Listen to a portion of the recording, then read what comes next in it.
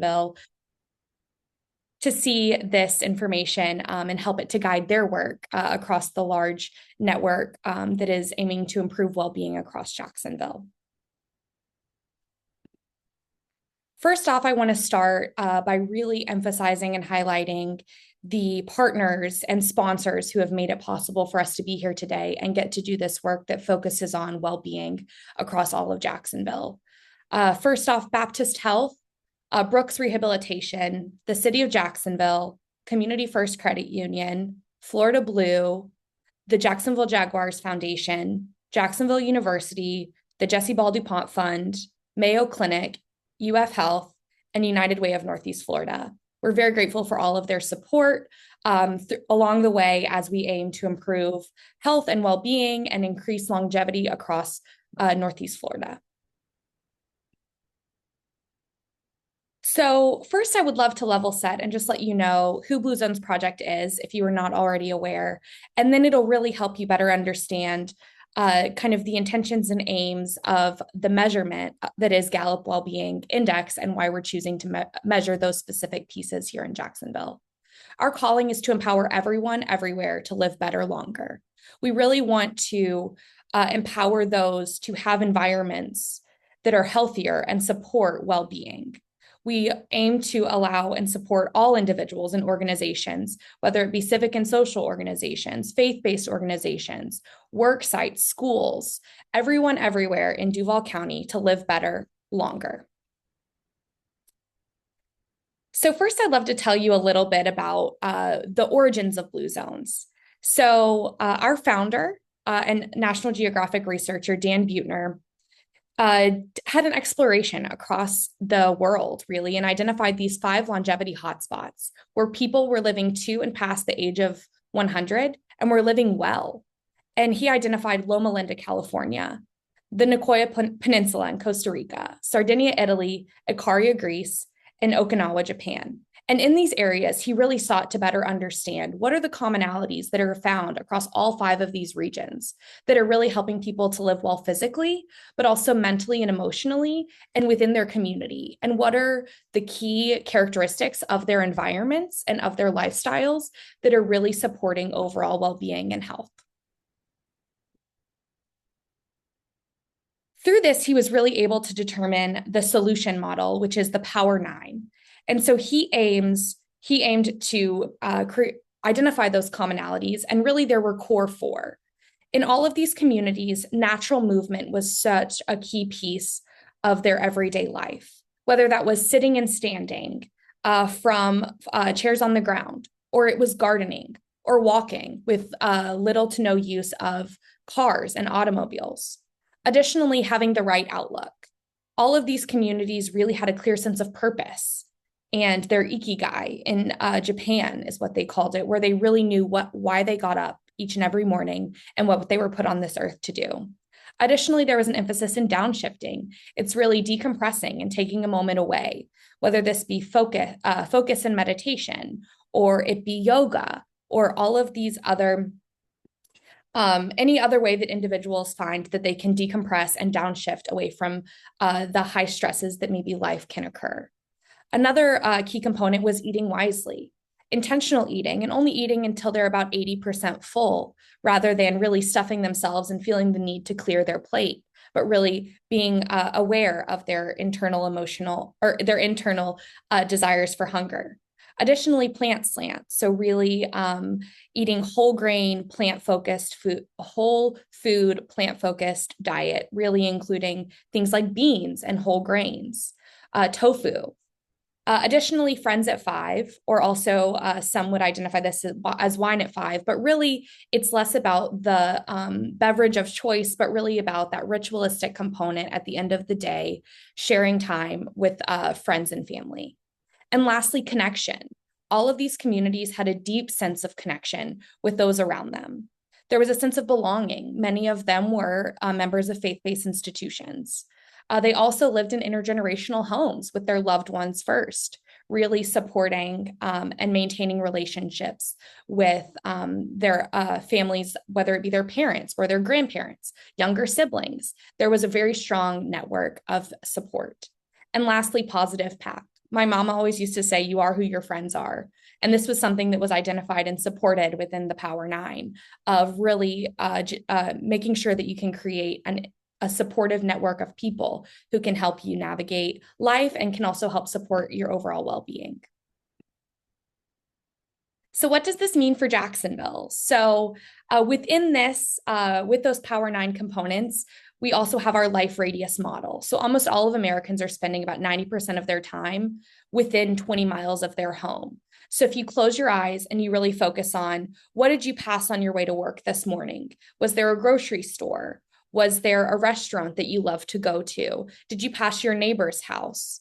Did you see sidewalks and streetlights as you drove through? So really all of that is how we define our life radius. And so here in Jacksonville, we're aiming to improve the life radius of individuals within 5 zip codes. You'll see it across 3 geographic regions in our city, focusing on 32206 or the east side of Jacksonville, 32208 and 09 on the north side of Jacksonville, and 32210 and 32244 on the west side of Jacksonville. Our aim is really to help support the life radius through people, places, policy, and schools. So our people team really focuses on working with third spaces across communities. This can look like a church that you attend, a civic and social organization. Where are places of gathering and how can we support well-being in those environments? Additionally, places, working within schools or working within work sites, grocery stores, and restaurants. Can you go to your favorite restaurant and get a healthy meal that's more plant forward than maybe you might otherwise see on their menu?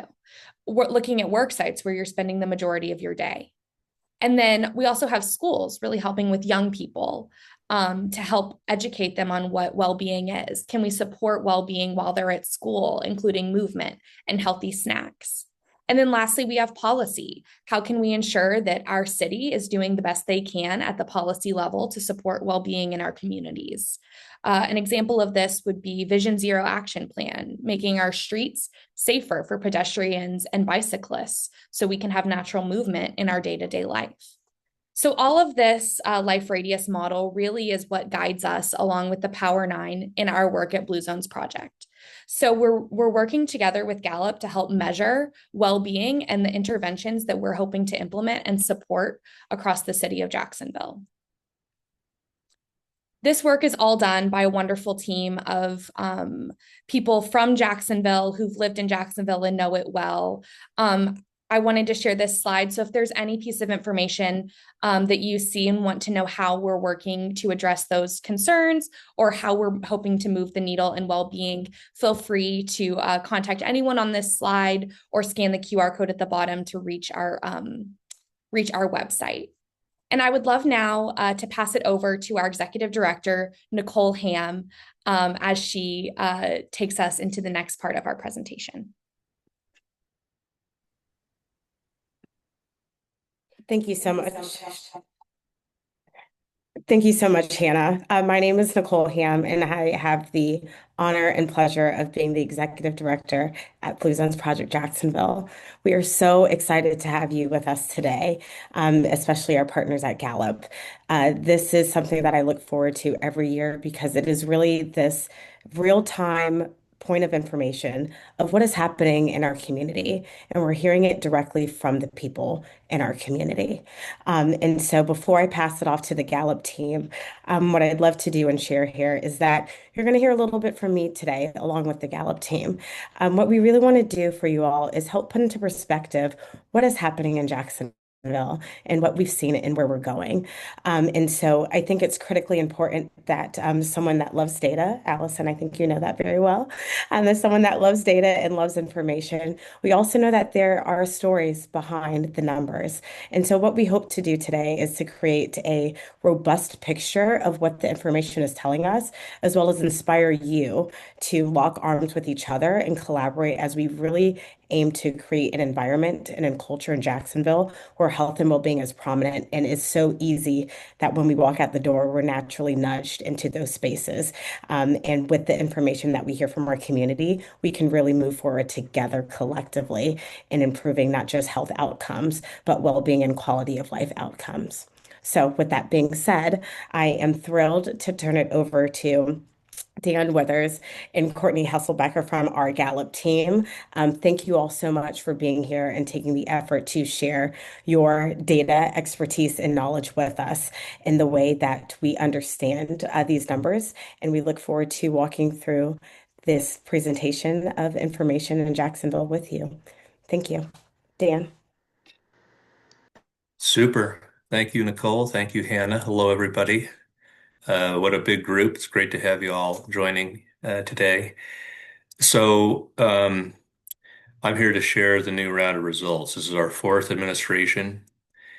The first one was in early 2023. The second one was in late 2023, then 24. Now this latest one in late 25.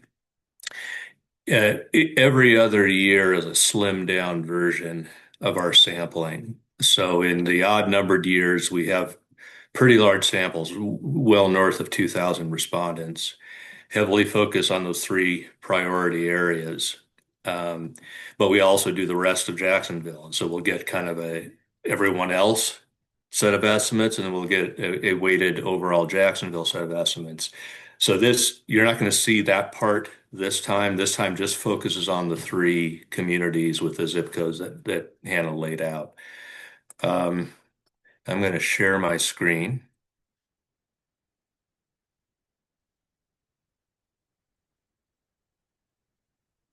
And without further ado,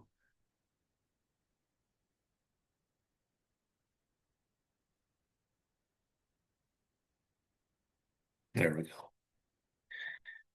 All right, so let's go ahead and jump in. So again, just focusing on East Jackson, North Side, and West Side this time around. A little bit on the methodology. So our field period ran October 8th through December 1. And that's consistent with what we did the year before. This is all address-based sampling, gang. So we send out a hard copy survey with a $1 bill inserted inside. The $1 bill makes a good difference as far as helping our response rates. There is a URL address included in the invite letter, as well as a QR code that people can hit.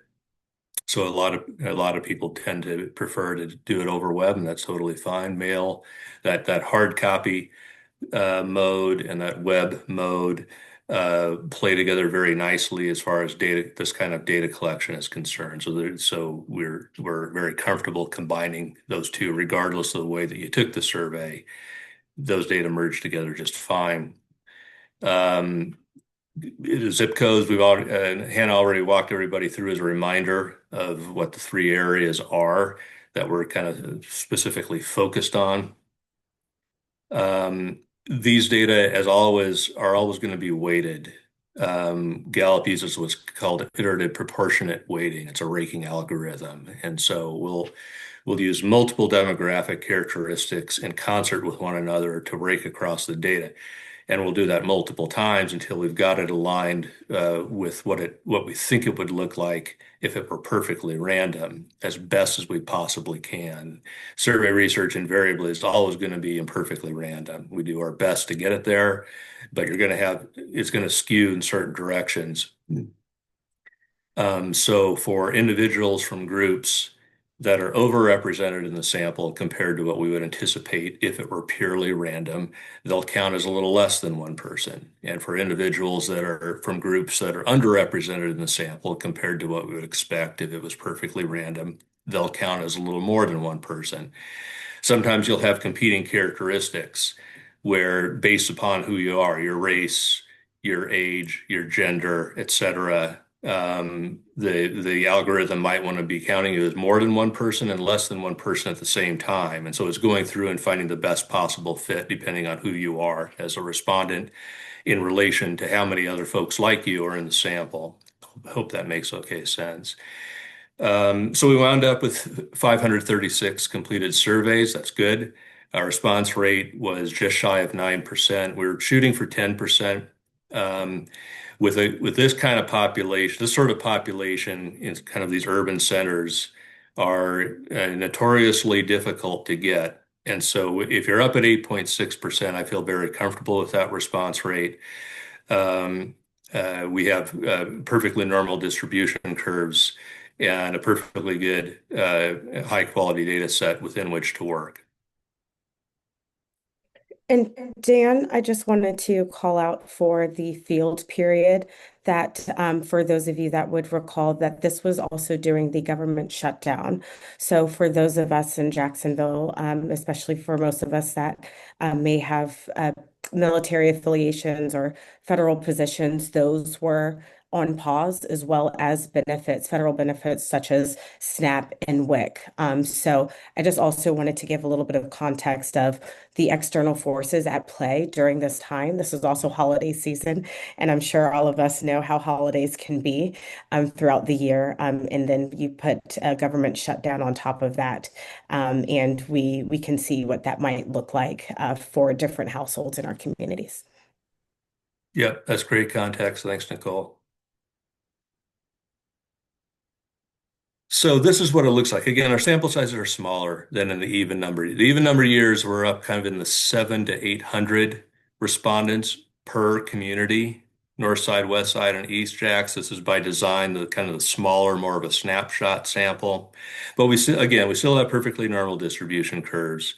There is a larger margin of error than what we find with the odd numbered years. Um, I went and dropped in the Jacksonville overall numbers, but we won't be reporting at that level here today. Focusing on the other three, you're going to be plus or minus about 9 percentage points at a maximum. That's where response is near 50%. As you move closer to the margins, response rates closer to 10% or 90%, like smoking, for example. Um, the margin of error gets smaller. And so then you're down to plus or minus 5. We will show you the index scores and the well-being index overall composite score, as well as the index score for all 5 of the elements. These are not proportions. They're rebase mean scores. And so the margin of error is a lot tighter around those. I'll remind you of that when we come to it. The um, I'll go through this quickly, but just to refresh everyone's memory, the Gallup Wellbeing Index is a good fit for the Blue Zones project, an imperfect one, but a good one as far as how we think about and conceptualize and measure well-being. So for that part of the Blue Zones work, we make for a very good model to plug in and administer this survey. It is based on 5 elements. So we have questions in the survey instrument that map to all 5 of these elements. Each of the 5 statistically earned their place at the table when this R&D was done back in the late 2000s. The first one is called career. That one has toggled back and forth in the naming convention for a number of years. It was started out as career, then it was called purpose for a number of years, and then switched back to career. It's liking what you do, it being a good natural fit for what you do in your life, wherever you are in your life trajectory. Be you a student, be you a stay-at-home parent or house manager, be you a worker, be you a retiree. Do you get to use your natural strengths every day? Are you setting and achieving goals? Are you learning new and interesting things? That's career. Social well-being is the love that you have in your life.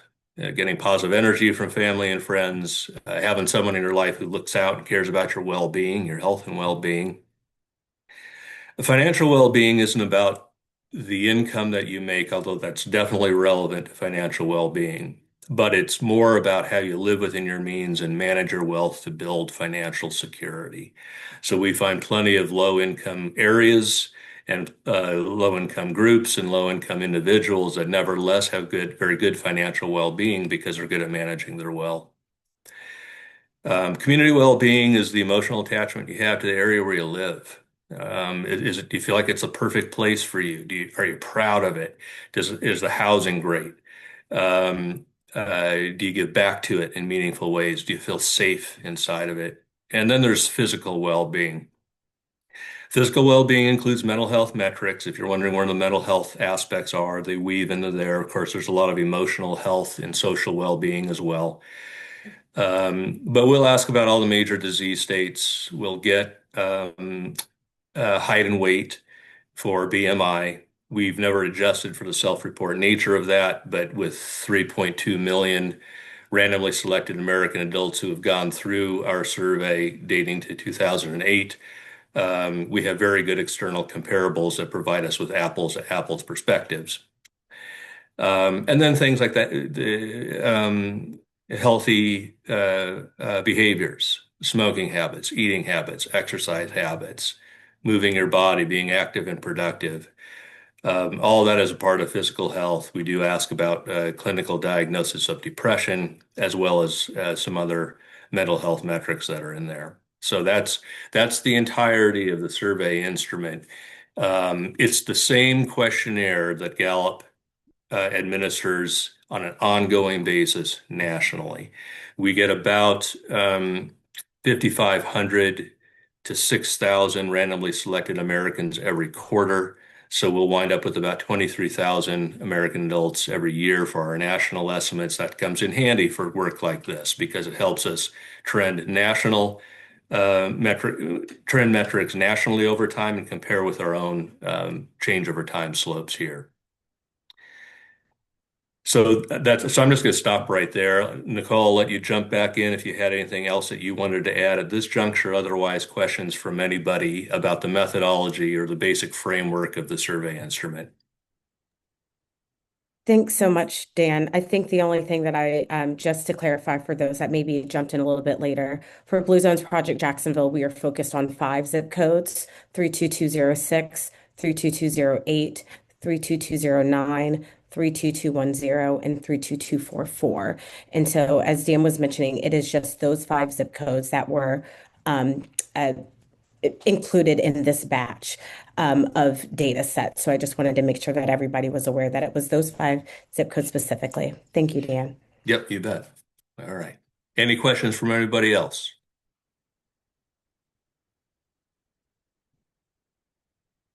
Clear as mud? Okay. And I'll let you monitor the chat for me in case anything comes in through there because I can't see it as always. All right, so I'll start out with this kind of a basic overview of what I think are some of the main takeaways. It remains a mixture. In a lot of ways, the story is kind of where we were last year. There's some nice improvements.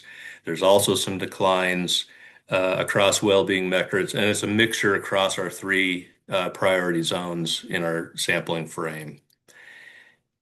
We do have really nice community well-being improvement in East Jackson, West Side. Community, that's very intuitive. Community well-being of the 5 elements is usually the one that kind of gets that escape velocity first, and likely reflects a Blue Zones effect. What's happening north side is something that we've been monitoring now for over a year, and that's the deterioration in financial well-being. We talked about that last year, and that pattern has extended and worsened during that time. And that just creates a drag on, I mean, all 5 of these elements are intercorrelated with one another. They all influence one another, but financial well-being really creates a drag on career well-being and physical well-being when it's moving in the wrong direction. So of course, it's already suppressed in all 3 of these areas, but it's worsened pretty substantially inside of north side. It's also directionally down in East Jackson. It just throws sand in the gears, and that's part of the narrative that if you're going to make an intellectually honest assessment of what's happening here, that you have to weave into that narrative. Having leaders who create enthusiasm for future, that's a part of the career well-being, and it's a really, really important one. It's a good vanguard of high well-being places and an improvement over time. And it continues to be a strength across the board, which is one thing that I really love about what's going on in these 3 areas. It is notably higher among Black adults than white adults. I'll break that down kind of across a number of different metrics a little bit deeper in. But when we look at our Black respondents inside of the priority zones compared to their white counterparts, across most metrics, the Black respondents have fairly significantly better well-being estimates than we find for their white counterparts. Not always. They are more likely to smoke, for example. But across a lot of them, they're just better. And so inside of these three communities, if you break it down by race, and of course it's overwhelmingly black or white, um, the white adults are kind of dragging down those numbers much more so than their black counterparts. I'll come back to that with greater detail. One thing I really like to see is the awareness of blue zones. It's up significantly in East Jacks, now at 25%, which is really good. It's improved to 12% in West Side, but that remains fairly low, and it's flat in North Side at 9%. So at this point of the game, our goal should be 20% awareness. Um, Not coincidentally, favorability runs highest in East Jacks. Awareness and favorability are correlated with one another. The better they get to know you, the more likely they are to like you. Um, and it's such a significant driver of getting engagement in Blue Zones project work, which is a well-established, probably our most highly predictive metric for improvement over time. So doing really well in East Jacks, ahead of the game in East Jacks, sitting at 25% awareness. 12 awareness is up in West Side. That's the good news, but still lower than I'd like it to be at this point at 12%, and North Side's just flat at 9%. So that's the lay of the land as far as awareness is concerned.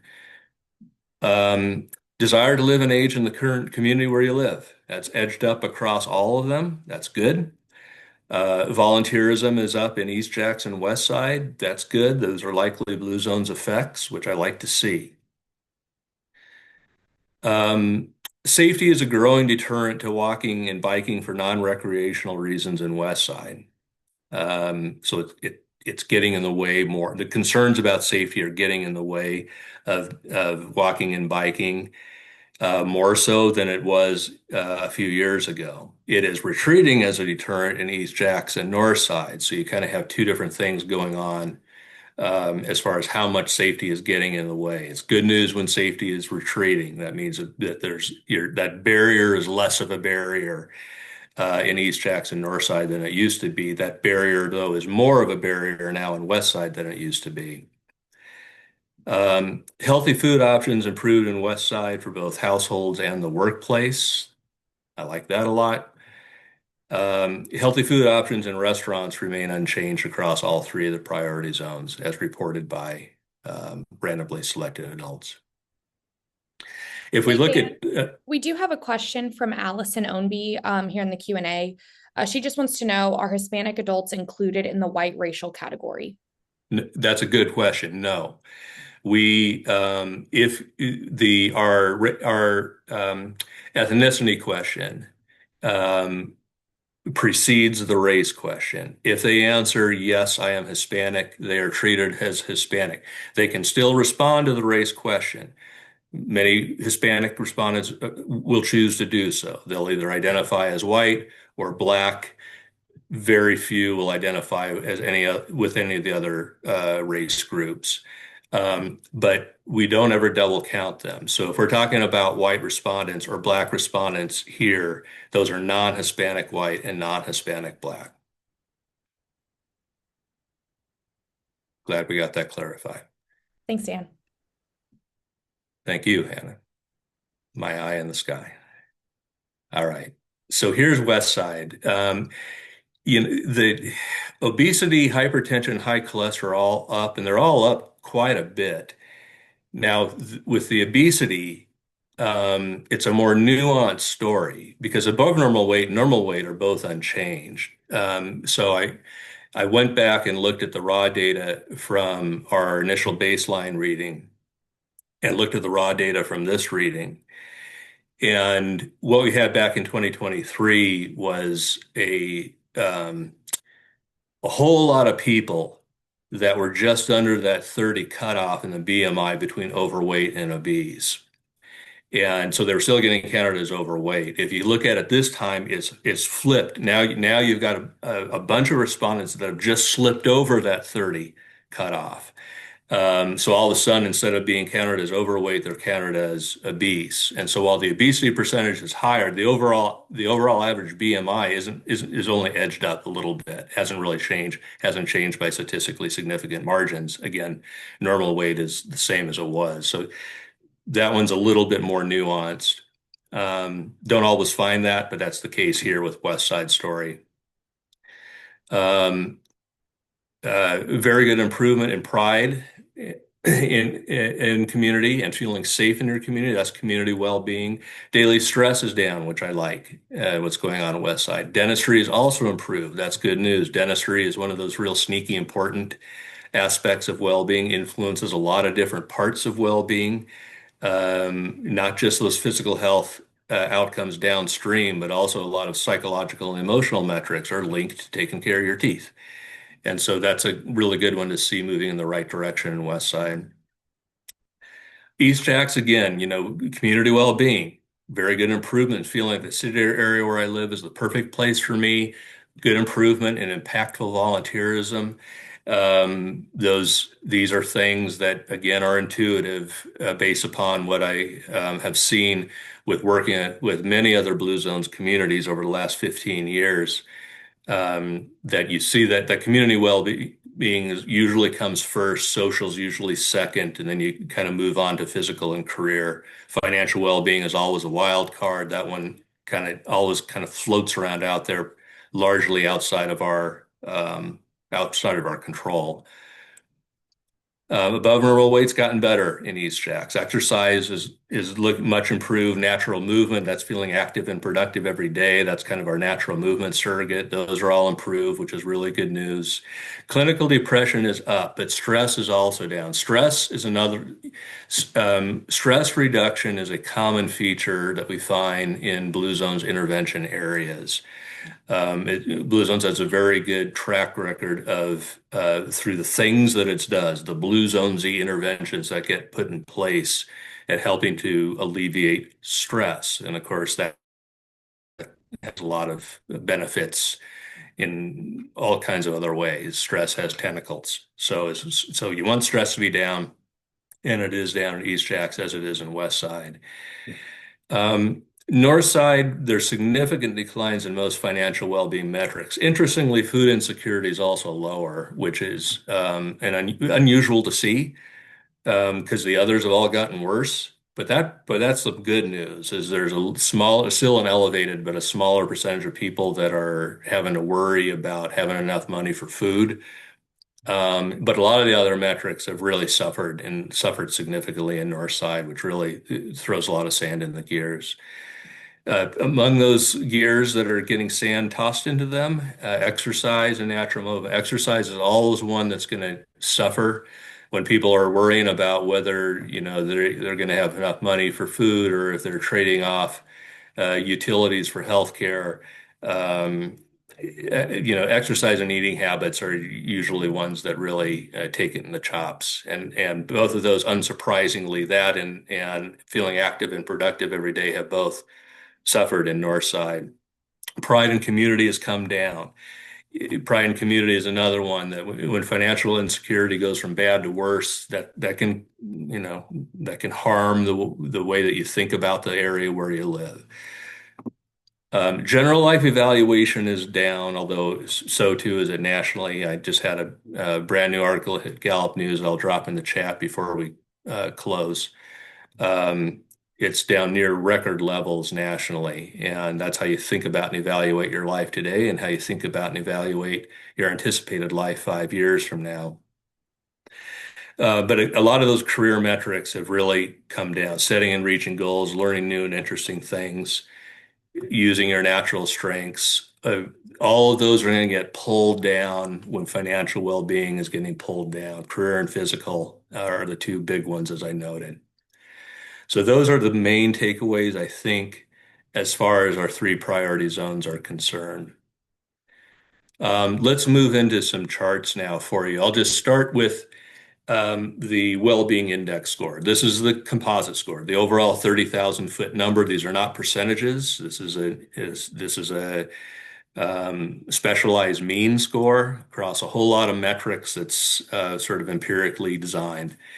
And we're showing you kind of change over time here as well. If you look at the US total, it is flat, 59.8 back in early 2003, 60.1 in late 2025. This is quarter four measurement. So that for the US, that would be in just after Thanksgiving, late November, early December was that measurement period.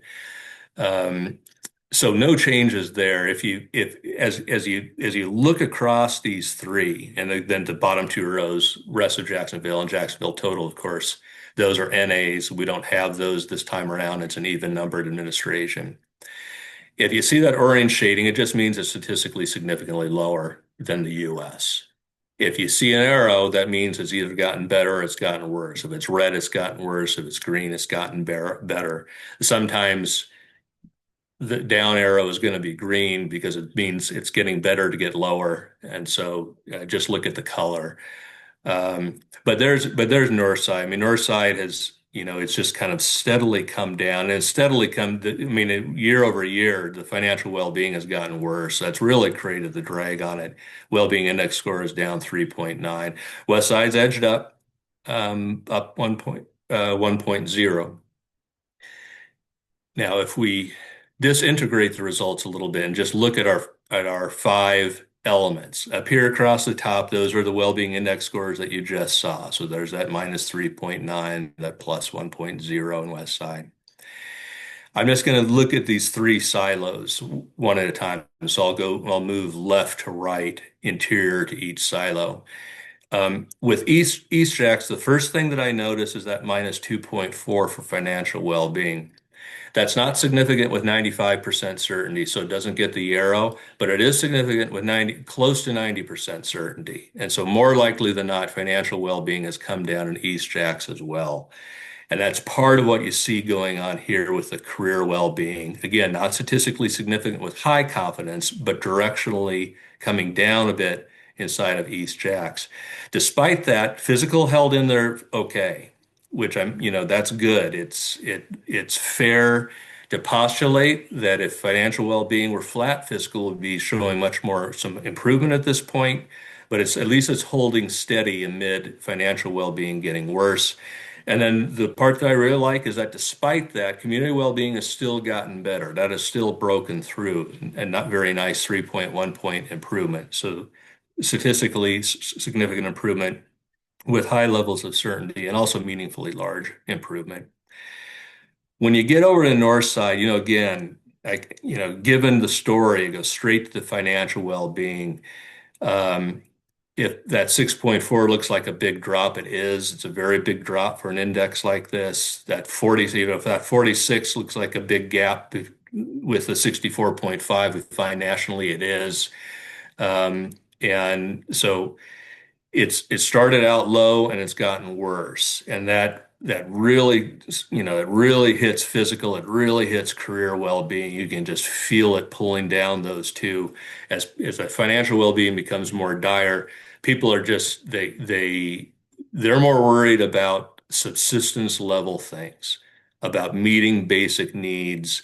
They're spending a lot less time on things that have to do with enhancing their overall well-being. That's just the way it is in Northside right now. So keep hoping and waiting to see that turnaround where we can lift some of that and start lending some buoyancy back to these metrics. But right now, that's really swimming upstream inside of Northside. And then you get to West Side, and now West Side always had its financial well-being has gotten better. It's still statistically worse than nationally, but better than the other two areas, and it's improved a little. It's up 3 points. That's statistically significant improvement. And you can it allows room for the other stuff to breathe when you're not having to worry about that aspect of it so much. Community well-being, really nice improvement. Social well-being, statistically significant improvement with greater than 85% certainty. So much more likely than not, we've got movement in social. That's usually the second one to kind of get going. But then also nice improvement in career. Financial well-being goes up, and you've got room to start thinking about spending more time with your natural strengths and spending more time investing in you, learning and doing new and interesting things, setting and reaching goals. Really greases the wheels. So there's it's a tale of three communities, so to speak. Um, but there's just no escaping the fact, gang, that financial well-being, as long as it continues to tumble in Northside, it's just going to be really tough going. And all we can do is just kind of hope that that kind of turns around so the other stuff has room to breathe. East Jack's less encumbered by that, but it's still kind of there. That's, as I noted earlier, it's still significant with pretty high confidence. Not high enough to hit our stats rule threshold, so officially inside the margins, it doesn't get the arrow, but more likely than not, it's worried in East Jacks as well. Okay, I'll pause right there. So I've just gone over the well-being index score and the elements before I move into individual metrics. Nicole, let me start with you. Is there any Thanks so much, Dan. contextualizations I that you would just like to wanted add? to one say thank you for all of that context. I think that's super important. And as Hannah kind of alluded to, in speaking about the life radius, some of you are residents and members of communities in these zip codes and in some of these neighborhoods. So she mentioned if you closed your eyes and you thought about walking outside of your house, what would that look like? And that is what we're seeing in this data by the numbers is some of that reality. We might be working multiple jobs trying to maintain financial stability for basic needs and subsistence. We might be experiencing a lot of development and growth in our side of town that's allowing us to be more neighborly and find more community and more areas of learning and working. And we might be really seeing this citywide push and wrapping arms around community and seeing that through different pieces of legislation. So I just offer that as you're hearing these numbers, if there's a neighborhood that you can think of that lies within these zip codes, starting to put together the story for yourself of what that might look like and what our residents and our community and our neighbors might be feeling as we learn more about the data. Thank you. Okay. Hannah, any other questions in the chat for us? Or does anybody just want to jump in with questions? That's right. No questions in the chat, but please chime in.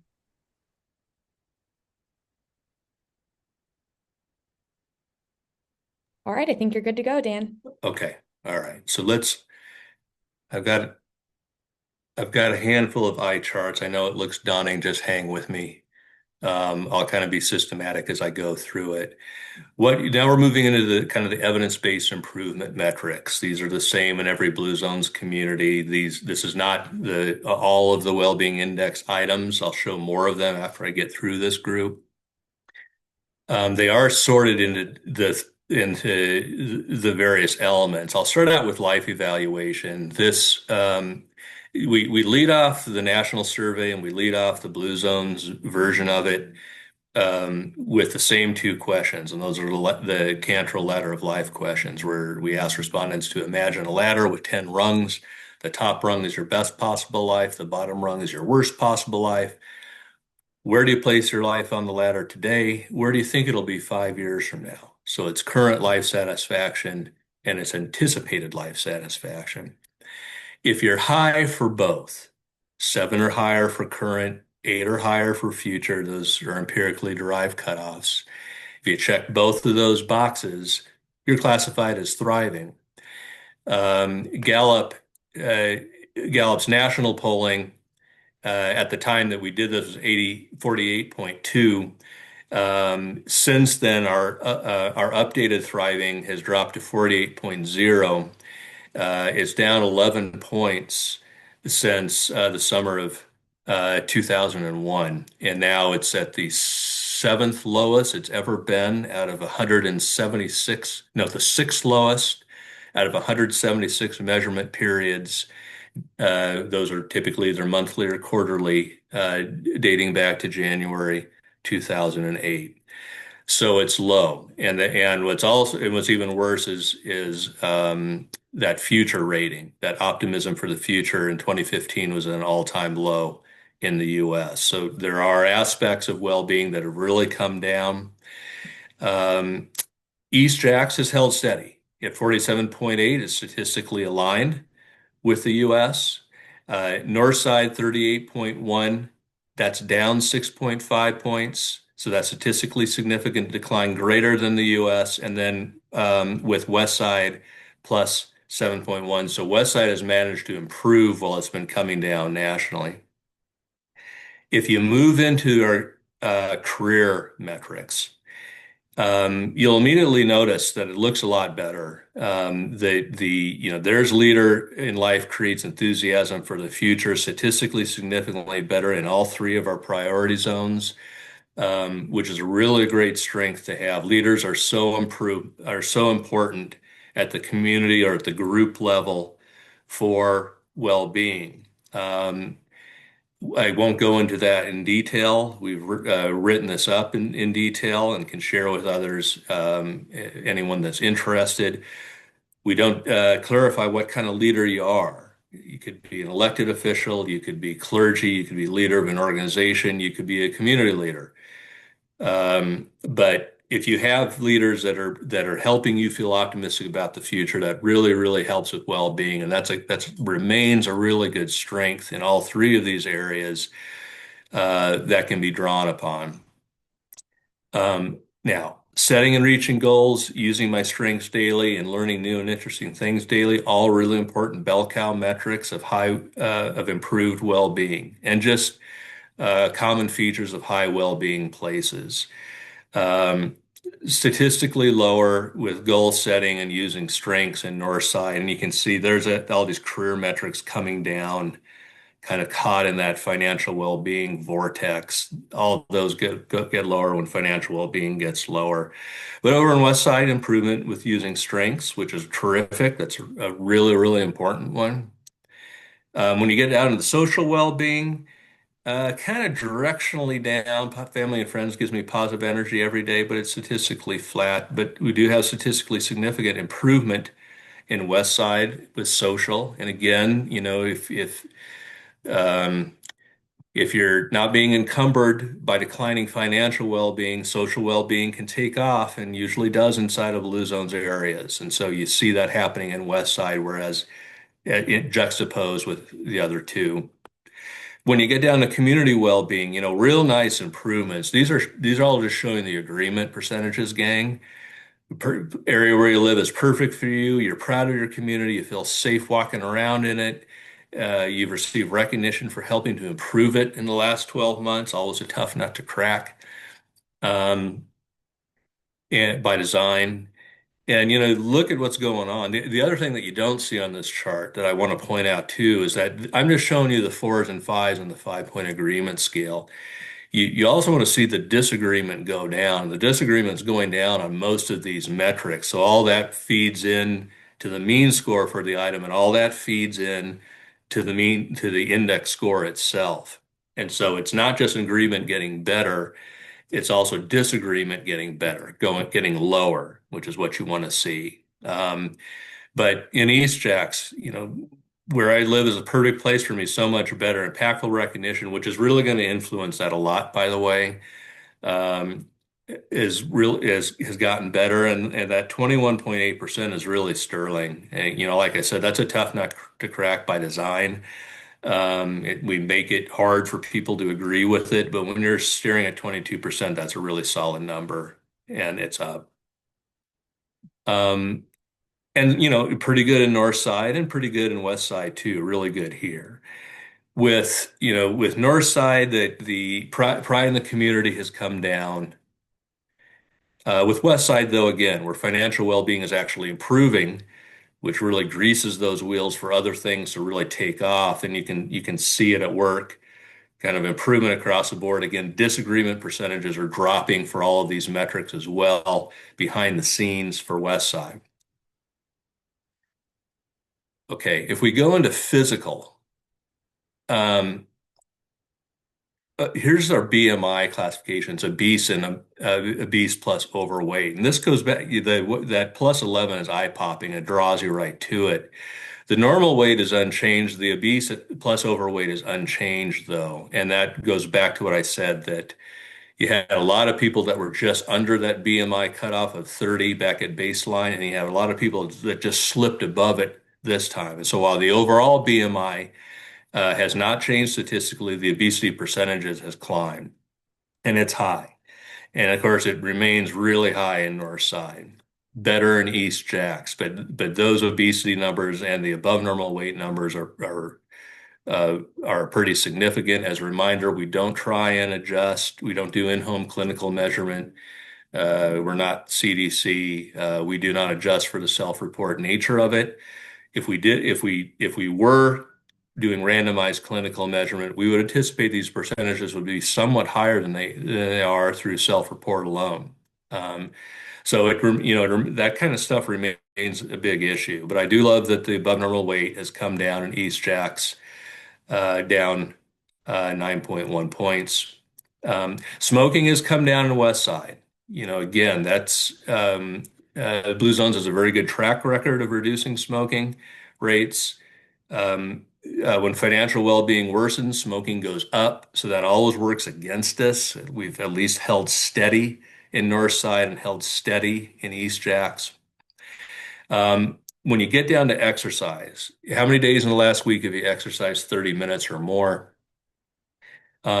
Really nice improvement in East Jacks, which it's flat in West Side, but really nice improvement going on in East Jacks. North Side's really taken it in the chops. And again, that the exercise always goes, if financial well-being is plunging, exercise always gets crushed. And that's what's happened here in North Side. People just have other things that they need to be worrying about. And that has a lot to do with what you see going on there. Produce consumption remains pretty good across the board, statistically unchanged.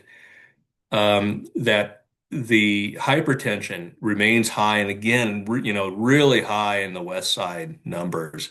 It's a smaller sample size. We'll wait and see what we look like with a much larger sample size again next year. But for right now, that's higher, and it's reflecting that higher obesity rate that we see with this particular group of respondents. High cholesterol is up a little bit too. But feeling active and productive every day, the last 7 days, which is a really great bell cow metric. It's also a very good natural surrogate, natural movement surrogate. It's up in East Jack. It's up in West Side. Again, it's going to suffer when that financial well-being comes down. So it does not surprise me, along with exercise, to see that one come down here, and then feel good about physical appearance kind of suffering too. Some of these other things happening. Kind of getting into disease burden, so again, there's the eye-popping numbers with high blood pressure and with high cholesterol. That's the nature of this year's particular sample, and I anticipate we'll find it lower with a much larger sample again next year. But that's where we're sitting right now. It's also up in East Jacks. Diabetes is, that's kind of angling up in West Side. It's still officially inside the margins.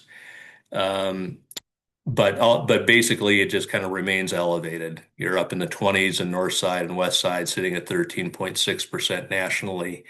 That's come up from about 10.5% back in 2008. So it kind of slowly but steadily climbs nationally as obesity goes up. Depression rates, that's gone up in East Jacks, noted that in one of those bullet points at the beginning. So that one's running a little higher. Overall, clinical depression is not too bad, but it's high enough now that it's statistically higher in East Jacks than it is nationally. And this is the lifetime retrospective. Do you currently have, are you currently being treated for depression, sitting at 27%. So that's pretty elevated inside of East Jacks. It's a better picture elsewhere. Cancer rate is low and normal and flat, both lifetime and current. Heart attack, running a little bit higher, not so high that it's higher than what we find nationally, but kind of close. With these numbers up in the 5 to 6% range of people that have had a heart attack at some point in their life. Without health insurance has actually improved since baseline, which is nice to see in both West Side and East Jacks. And then having a personal doctor, I do love that 10-point improvement in West Side. Having a personal doctor doesn't ensure that you have a trusted advisor in your health, but it helps. It improves the probability. But again, it's gotten worse in North Side. Okay, so your general overall health, this is just that BRFSS question. Overall, would you say your health is excellent, very good, good, fair, or poor? And I'm just showing you the top two box and the bottom two box. Same question here. Nationally, 35% of American adults say their health is excellent or very good. 23%, about 23, 24% say it's fair or poor. This one question is a very, very good predictor of age-adjusted mortality rates, as Health and Human Services has shown through academic papers over the years. And yeah, in Northside, it's been rough, and that makes sense considering what's going on elsewhere. It has come down in West Side, and again, with some of those other physical health metrics, that's going to create a drag on that one. But I do love what I'm seeing with the stress. Northside, despite the drop in financial well-being, has remained steady in stress and in line with national estimates. In the meantime, East Jacks and West Side have both come down, now statistically matching the US and by statistically significant margins. And both of those are common Blue Zones effects. Blue Zones, again, has a very good track record with stress reduction inside of communities. So that's good news. Um, Dentistry, oof, inside of East Jacks, just 35%. Half the national rate have gotten to the dentist in the last 12 months. That's a that's a low number, and a really big critical improvement area for East Jacks. And it's, of course, it's come down. North Side is flat, but also pretty low. West Side getting better. That 59% remains statistically lower than what we find nationally, but it's gotten better. And when dentistry goes up, gang, that usually means that well-being overall is going up. Not uniformly. There's a lot of different types of metrics that we're measuring here, but such an important and sneaky important aspect of well-being influences a lot of different parts of it. And so to the extent that you can, I think dentistry is not really in the sweet spot of the Blue Zones intervention paradigm, but to the extent that you can continue to talk about and get people to do it and try and do pro bono drives with dentists in the area to do, free dentistry clinics for a day that they set up around the area, rotate around each month. That kind of stuff can really help. So dentistry is one that I do want to call out.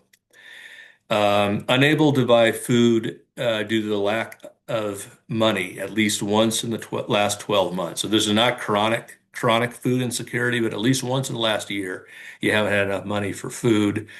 So lower is better.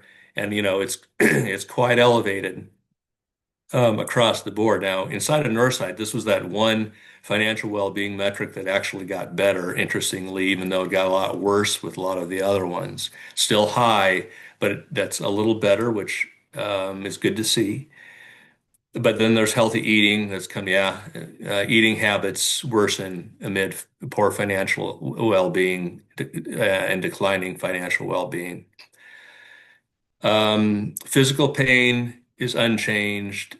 Poor health preventing normal activities, that's unchanged across the board, remains higher than what we find statistically in East Jackson, North Side. Then just kind of some other ones. You like what you do every day. That's career well-being. It's a natural right fit surrogate. Are you using your natural aptitudes on a day-to-day basis? Do you like what you do? And that's career well-being. Careers getting pulled down generally inside of Northside, and for this particular item, it's the same story. Social well-being, relationship, spouse, partner, closest friend is stronger than ever. That's improved in West Side. That makes sense. Again, those social well-being metrics.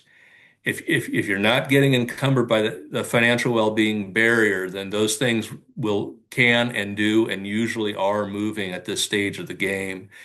with Blue Zones communities. And you see that happening here inside of West Side, which is great. Some directional improvement with the other one. Then you kind of the financial well-being metrics. Do you have enough money to do everything you want to do? Are you not have you not worried about money in the last 7 days? So you want to agree with that. Higher is better. Having, it's that money management metric, it's low and it's gotten worse in East Jacks. It's really low, just 13%, and a lot worse in North Side, a little bit better, directionally up in West Side with money worries. Um, this gets into more basic needs type stuff, more subsistence level type stuff. It's low, but at least unchanged inside of East Jacks, but low and really has really come down in North Side. I just feel bad for the residents in that area because they've run into tough times financially, easily outside the margins, and agreements down, disagreements way up for both of these metrics too. But again, directionally up in West Side and the disagreements down in West Side too. So West Side's, not encumbered by that barrier. Another mental health metric, little interest. Have you suffered from having little interest or pleasure in doing things the last 2 weeks? Percent. This is the percent that say not at all. So you want people not having little interest or pleasure in doing things. So again, here higher is better. Um, um, um, North side at 47.1. Let me double check on this, gang.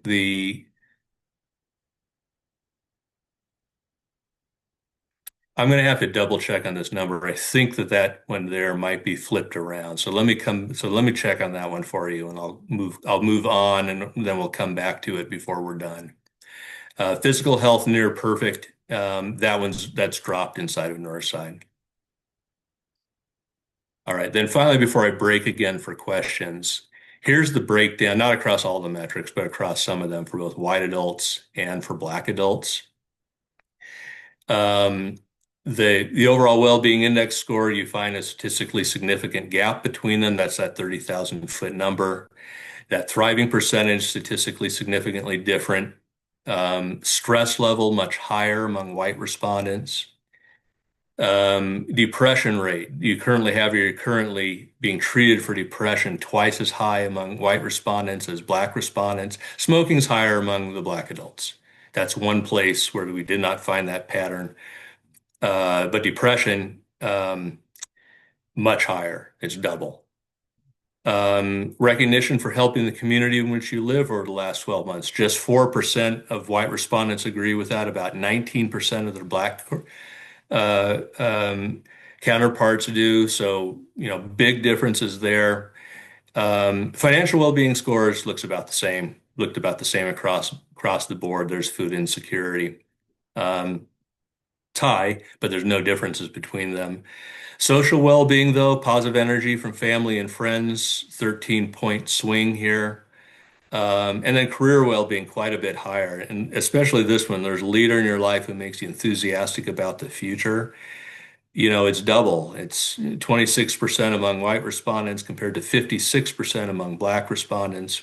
Um, and our white respondents also have higher health insurance. And so, like with the leader makes you enthusiastic about the future metric, um, uh, which is a strength in the priority zones, that's really being driven by the Black adults. It's being held back by the white adults. And so these aren't the only, this is an exhaustive review of the differences, but I did kind of want to go through that just to sort of drive home the point that among our two major groups inside of these three communities in Jacksonville, there's a real big gap that exists there. So I'll pause right there. I'll kick it to you again, Nicole, to lead off if you have any additional context you'd like to add, and then we can take questions from anybody else. Yeah, thank you so much, Dan. Again, just super, super helpful.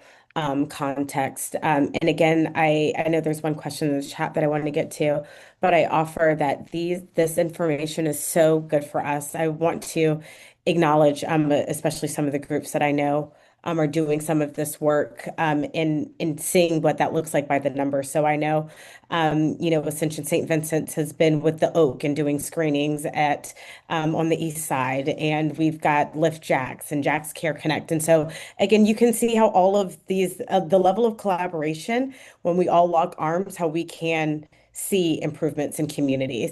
And I think what we're all seeing by these numbers is there's a unique opportunity to do that specifically with our North Side neighborhoods.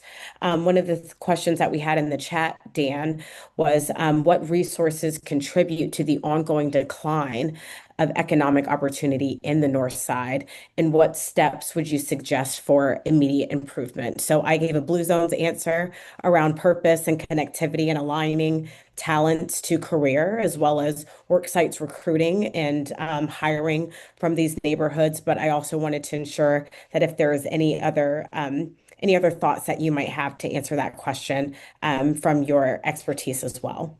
I mean, sure. I mean, those were good ones, Nicole. The big stuff going on in these priority zones very heavily is household budgeting. That's quite apparent in my review of the data. And so, providing household budgeting classes open to the public is a good way to really help improve that. The other thing that people need to do kind of as a part of that is go through their budget and prioritize the things that you can remove from it. Now, if you're really at the basic needs level, there's not a lot that you can do there. But by going through that exercise and knowing that if things get worse, here's the stuff that will gets pulled out of our budget. We already have a game plan for that. Can make a real big difference. Otherwise, it's just all the usual stuff. I mean, where you can do a small amount of default savings every paycheck, every single month. So you can have some emergency funds, even if they're a small amount, at your disposal when you really need them. At a time when healthcare.gov exchange rates have gotten higher for a lot of people, and their health insurance is a lot higher, and they're having to choose really crappy plans because that's all they can afford now. There's not much you can do about that until policy changes. Same things with job creation, which has been really meager. We just got the new jobs report. It looked better for this 1 month, but also what was already bad numbers for 2025 got downgraded, adjusted down. So it's a hard time to it's a low hire, low fire economy right now. That's just the way it is. And that's going to be part of the underlying background. But to the extent that those big macroeconomic things are what they are, and we'll just say that's outside of our control, those other smaller things can make a real difference. Thanks so much, Dan. And we had one question in the Q&A. Why is recognition for helping community in last 12 months, the percent of agree versus disagree, or the percent that agree, so low for white respondents? I can give a little boots on the ground thoughts, but I'm not sure if there was anything in your data that might have played a role in those answers. Once you do, I don't have any database perspective on that. I can tell you, gang, nationally, that it's pretty similar between Black, white, and Hispanic respondents. You don't find big differences across those three groups. Um, the fact it's eye-popping that it's so much better with Black respondents than white in um, in broad strokes in areas where you have a greater sense of connection to the community and a greater communitarian spirit and a greater senses of solidarity. Um, then you'll see not just a greater willingness to volunteer, but an eagerness to volunteer in ways that are impactful to the point of gaining recognition for it, where someone's actually thanking you for doing it. And so the big gaps between the two suggest that there's a lot more of that going on among the Black residents in these areas than among the white adult residents in these areas. I'll just stop there, Nicole, and kick it back to you. Yeah, thanks so much, Dan. One of the things that Hannah is actually pulling right now, I think is a critical data point, is also to understand the demographics of Black versus white in some of these zip codes. So Connor, just to add an additional layer to that question, and we're going to get the numbers, but I do believe that there is a significantly less white population in these zip codes than other races. And so I think that might also, and Dan, please let me know if I'm going off the rails here, but that might also play a role if they might not be seeing themselves as frequently from in a counterpart perspective with recognition. So that's just a thought. But Hannah's pulling the census data that shows us the demographics by the numbers. But I think it's important to just also understand what that looks like if we're going to make any type of inference. And then one last question, Dan, on individual metrics. Does the data show any overlap between home ownership and financial well-being or any well-being scores? I know we are on all levels, state, local, and national, hearing a lot about affordability and housing. And so I think this is a really timely question to ask and would love to have your insight. Yeah, sure. That's a good question. Yeah, the answer is yes. There is a correlation between home ownership and financial well-being. Financial well-being gets better the older you get. So it's lowest among young folks under the age of 30, gets a little better 30 to 45, gets better still 45 to 64, and gets better still 65 plus. As you get older, you're more likely to be able to get into a house. The housing market is no joke right now. And as you know, it's um, nationally difficult to buy a house, although it's moving a little bit more closer to a buyer's market now for the first time in quite a while. So I think that's good news. That should help affordability a little bit. Um, but if you're, apartment living, I remember apartment living. Apartment living gets old in a hurry. And if you're kind of trapped in an apartment because you can't afford to buy a home of your own, that can create a real psychological drag on you. It can absolutely leave you suppress your self-assessment of financial well-being. Thank you so much, Dan. And thank you, Hannah, for dropping these demographics in the chat. Connor, I hope that helps as you're thinking about your question. I just also want to do a quick time check. It is 1:15. We are scheduled to 1:30. So we love these questions. We're also going to have a post survey with if there is any additional things rattling in your mind, we'll be sure to get over to Dan and the Gallup team. But I just wanted to acknowledge that time, and then I pass it back over to Hannah to make sure that we're doing everything by her direction to be on schedule and on time. Awesome. Thank you. We're good to go in the Q&A, Dan, so feel free to All right, perfect. next. And we're okay. It'll move faster now. The heavy lifting's over. So let's get to so here's awareness. Are you aware of the Blue Zones Project in Jacksonville? And I'm just showing you ways 1, 3, and 4. So East Jacks, there's that nice improvement from 7% up to 18. North side just sitting flat, as I noted earlier. And then West side has improved, statistically significant improvement, although that 12% still lower um, than what I'd like to see it. This awareness is just so important, gang. You just have to keep pounding that rock because as awareness goes up, engagement in Blue Zones work goes up. If they've never heard of you, the well-being can still be getting enhanced behind the scenes because of things that are happening on the ground. So whether they've heard of Blue Zones or not, there's healthier food options in restaurants and workplaces, for example, et cetera. But you really want to get them involved because we know that group really separates themselves over time, and that's driven by awareness.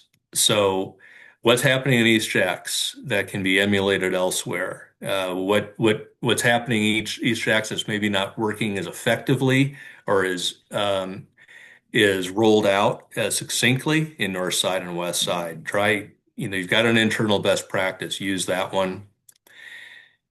As a favorability is very good in East Jacks. As awareness goes up, favorability goes up. We see that all the time. The more they know you, the better they like you when it comes to blue zones.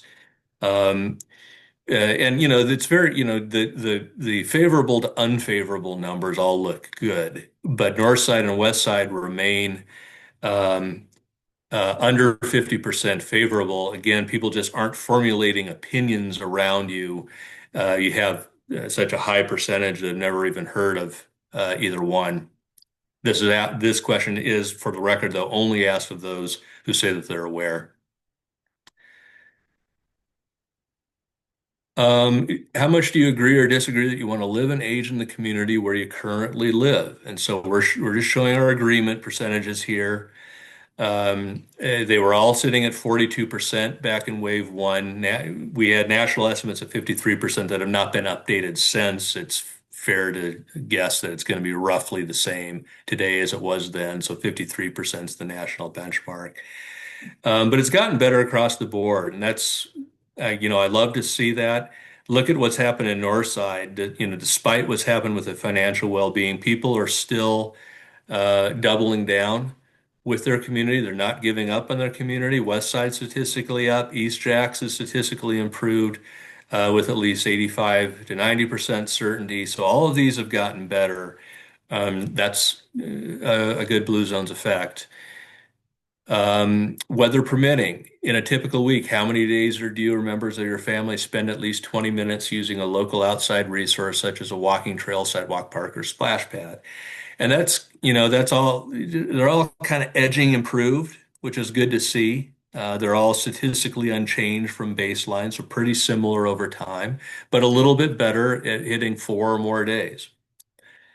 Um, in the past 6 months, how many hours have you spent volunteering in the community or area where you live? 6 or more hours is kind of the magic cutoff. That's something that we studied. All you need is six. Once you get to six, you've kind of mostly maximized the well-being payoff across all five elements. So that's why we proportionalize it here. North side has, it's come down, dropped down now 4 points, down quite a bit from a year ago. But East Jacks has gotten better. That's statistically improved. West Side has gotten better. That's statistically improved. And as volunteerism is both an antecedent and an outcome of community well-being. If you get people more actively volunteering, that's good for their community well-being. It makes them feel more attached to the community, helps them feel safer in the community. Because getting out and about and helping destigmatizes worries about safety, even if you hold actual crime rates constant. And of course, the opposite also true. If you're feeling more proud about your community, you're going to be spending more time helping it. So really good. Really love what I see there. Definitely Blue Zones effect type of movement. Um, so this is how much is safety a barrier to walking or biking for non-recreational reasons, right? So I'm going to walk or bike to the grocery store or to my workplace. With East Jacks, that's good. I mean, all this shows is that it's less of a barrier, which I think is, it just helps grease the wheels. If safety is less of a barrier in north side, but more so in west side. A quick pit stop right here. We're halfway through these custom questions. Anybody have any questions about any of these handful that you just saw? Otherwise, I can move right along. Good on the Q&A. Okay, so let's keep going. Neighborliness. I'm really glad that you all asked this question. In your neighborhood, how many people do you routinely say hello? It's not just a part of community well-being, not just a part of social well-being. This links to all five elements of well-being. And really, financial well-being is the only exception. Once you hit to six, then you've kind of maxed out, but it gets steadily better. Your well-being across all the elements gets steadily better up to 6. When you get up to with financial well-being, it kind of gets better as that goes up because you start moving into more affluent areas where people feel safer and they're feeling more comfortable saying hello and all that stuff. So it's more financial well-being driving neighborliness than the other way around. But 6 or more is the cutoff, and that's what you're looking for. A nice improvement in East Jacks. West Side's up with at least 80 to 85% confidence. So that's moved in the right direction. North Side, it's retracted. And um, that makes sense given what else is going on inside of there. But the more that you can engender that and getting people out, meeting with their neighbors, talking to their neighbors, saying hi to their neighbors, knowing their neighbors, caring about their neighbors, that's all good stuff. And that stuff tends to improve in blue zones areas. Okay, healthy eating options. So always, usually, occasionally, or never are healthy food options available in your household. Nationally, it's 81%. And it's kind of, sitting in the 70s in our priority zone. So within shouting distance of national estimates, we do have nice improvement in West Side. So people are being more mindful in the West Side about getting healthy food options into their household. That's statistically significant improvement. How typical is it to have healthy options available in each of the following places? How about the workplace now? Again, always or usually. And that's pretty good numbers out of the gate, and nice improvement again in West Side. So the again, this doesn't mean that the workplace is in West Side. It's just among residents of Work Side wherever they live. That's an important thing to keep in mind. But that'll be disproportionately inside the West Side area. But that's gotten better among that group, and so there is improvement in healthy food options in the workplace as well. Also, a blue zones effect. Most visited restaurant is unchanged. That one that's kind of part of the blue zones paradigm too, is getting those blue zone certified restaurants where they've got certain number of options on the menu. So far, it all kind of looks about the same. Not necessarily a reflection of that part, but just kind of the general assessment right in line with what we find nationally hasn't changed. And here's vaping. Um, we don't, we just left it as vaping. Could include cannabis products, can exclude cannabis products. We don't clarify. We just say what describes your vaping use. Has never vaped, 87% in North Side report they've never vaped compared to 68 in West Side. So, it's kind of lower there. Um, if you get up to the regularly, daily or close to daily, 8% of our respondents from West Side are regular users of vaping products, much lower than the other two. So you do find a range there. We may or may not include this question next year, but if we do, we'll have bigger sample sizes to work with. But that's what it looks like right now. Higher vaping use in West Side, lower in North Side, East Jackson in the middle. Okay. So a few final thoughts, and I'll be wrapped up with the slides, and then I'll open it back up. I think that there's plenty in here, gang, to be encouraged about. There's definitely a mixed bag. There's some things in here that you don't like to see too, that certainly underscores challenges of driving change in under-resourced communities. It can be done. It has been done, and it's being done in areas here. But there's other things. There's other barriers in place that are just kind of getting in the way of that. Exhibit 1 is Northside's financial well-being that really does create significant headwinds to a lesser extent in East Jacks. Leaders continue to create enthusiasm for the future remains a really important strength that must be leveraged as much as possible. Again, big differences depending on whether you're a Black adult in these areas or a white adult in these areas. Gaping difference between the two. But overall, for the overall population, that's such an important one to have on your side. So we have a more pronounced awareness gap now. What is happening in East Jacks that can be reproduced elsewhere? East Jacks is ahead of the game in terms of awareness. The others is just it's just untapped, uncapitalized potential. If you can get that awareness much higher, then it opens up so many more opportunities for you. Because people know about you, then if they know about you, they're just going to be a lot more likely to like you. And if they like you, they're going to be a lot more likely to participate in things that you've got going inside the community. So I can't emphasize enough the importance of that one.